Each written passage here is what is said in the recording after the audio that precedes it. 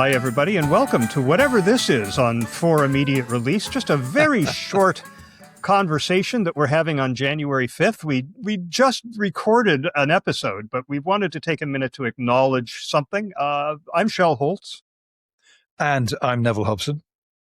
And as I mentioned, it is January 5th, and this podcast began on January 5th, 2005. So this is our 21st anniversary and the launch of our 22nd year of continuous nonstop podcasting. We continue to be the first and longest continuously running communication related podcast. My rough unofficial count when we first started was 400. That was about the number of podcasts back in early January 2005. The medium was less than a year old.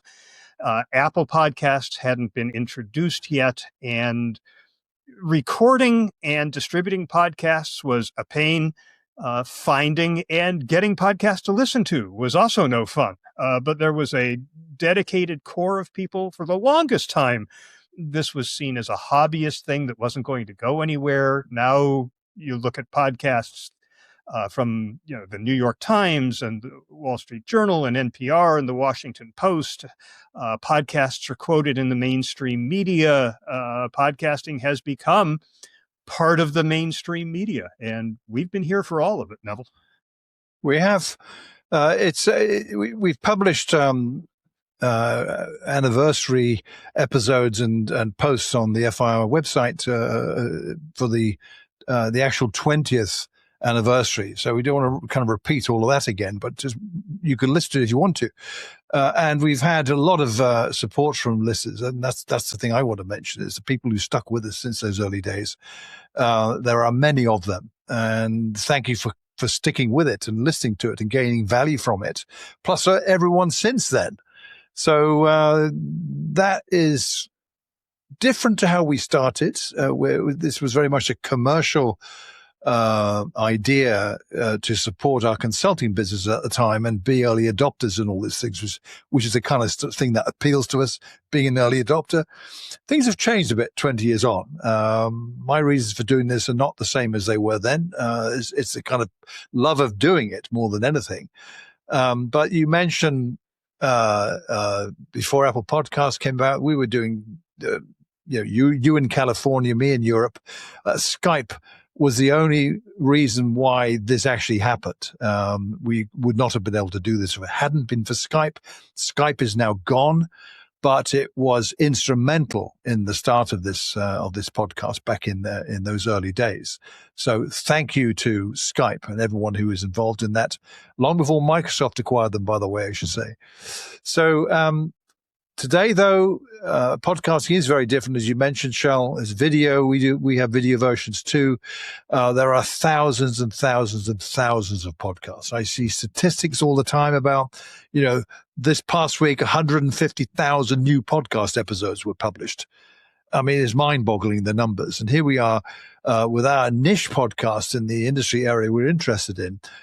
Still going strong because we want it to. We make it happen, and listeners like listening to it. So we get ups and downs. It's like an audio wave of comments, and then nothing for a while, and then a ton come in. We've had quite a few in recent episodes, mainly because the topics interest people. So we do these in between ones, as we tend to call them, the midweek episodes in between the long form episodes we do monthly. That's 90 minutes, roughly. That's a lot.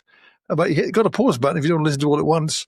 And then these shorter ones, 15, 20, 25 minutes. So we enjoy doing them, and long may it continue, Shel.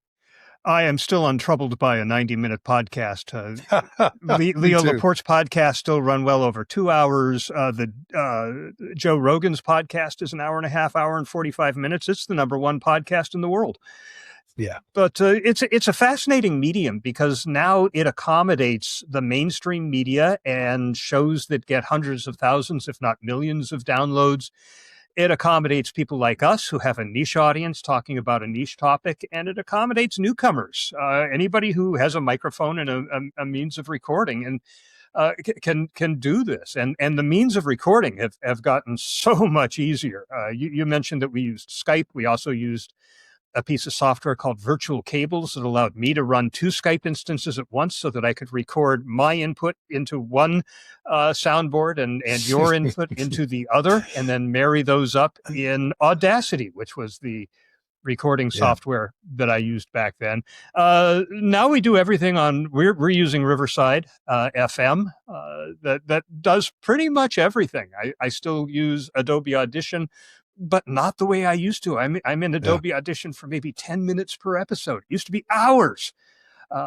There's just so many tools that have made this easy. It's been a fascinating evolution to watch. It has. It has. So we're looking forward to this 22nd year that we're embarking upon. If you're used to, if you enjoy the kind of content we publish, that we share with people, more of the same is coming, and we'll continue doing this until we don't. And you mentioned the motivation for doing this. Yeah, I remember when we started, it was largely wanting to learn it, just like starting a blog because you wanted to learn blogging because you figured your clients were going to ask about it.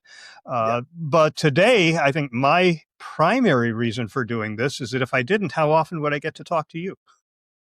Well, that's true, Shel. It's reverse likewise as well.